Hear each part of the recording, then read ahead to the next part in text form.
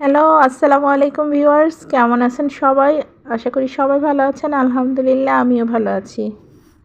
প্রতিদিন ঘুম থেকে ওঠার পরেই একটা টেনশন কাজ করে যে আজকে কি নাস্তা করব, আজকে কি নাস্তা বানাবো। প্রতিদিনই এরকম একটা চিন্তা মাথায় আসে। তো একঘেয়েমি নাস্তা খেতেও ভালো লাগে না। বিশেষ করে ছোট বাচ্চারা তো খেতেই চায় না প্রতিদিন এক টাইপের নাস্তা। তো এই জন্য আমি এক এক দিন এক এক রকম নাস্তার চেষ্টা করি যে বানাই, ডিফারেন্ট ডিফারেন্ট আইটেম বানানোর চেষ্টা করি। তো আজকে আমি আরেকটা ডিফারেন্ট আইটেম করেছি, সেটাই আপনাদের আজকে শেয়ার করছি। গতকাল আমার বাসায় অনেক গেস্ট এসেছিল। তো যারা এসেছিল আমার পরিচিত, আমার রিলেটিভের মধ্যেই তারা এসেছিল বাসায়। আর আমার বাসায় সবসময় মেহমান লেগেই থাকে। তো সবাই বলে, মুরব্বীরা বলে যে যে বাসায় মেহমান সবসময় আসতেই থাকে সে বাসা বরকতময়। এখন বরকত কি না তা জানি না, তবে আমি এটা বলবো যে আমারও ভালো লাগে, মেহমানদারি করতে আমারও পছন্দ। কারণ আমি এটাতে মোটেও বিরক্ত হই না, আর আমার কাছে খুবই ভালো লাগে মানুষকে খাওয়াতে, রান্না করে খাওয়াতে পারলে এটা অন্যরকম একটা আনন্দ কাজ করে মনের মধ্যে। তাই গতকাল আমি অনেক কিছুই রান্না করেছি, যেমন পোলাও, মুরগি রোস্ট করেছি, গরুর মাংস, টিকিয়া, আরও অনেক কিছু ছিল।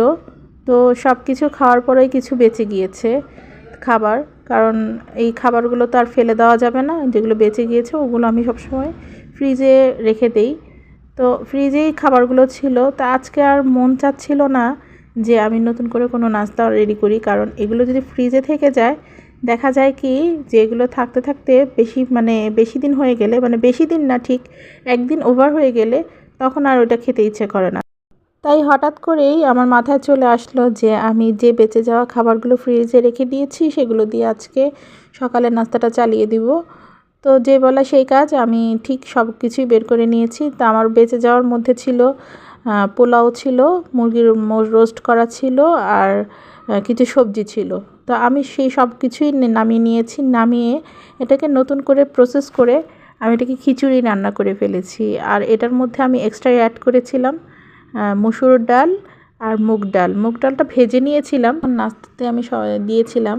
খিচুড়িটা খেয়ে সবাই এত বেশি এটার প্রশংসা করেছে, কেউ আর বলেই নেই যে এটা সেই বাসি সব খাবারের খিচুড়ি।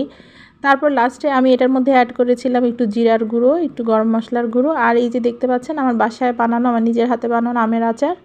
এই কিছু আমের আচারও এটাতে দিয়ে দিয়েছি। তো আমি বেশ, খাবারটা অল্পই ছিল, বেশি একেবারে আহামরি খুব বেশি ছিল না। বাসার সবাই অল্প অল্প করে খিচুড়িটা খেয়েছে।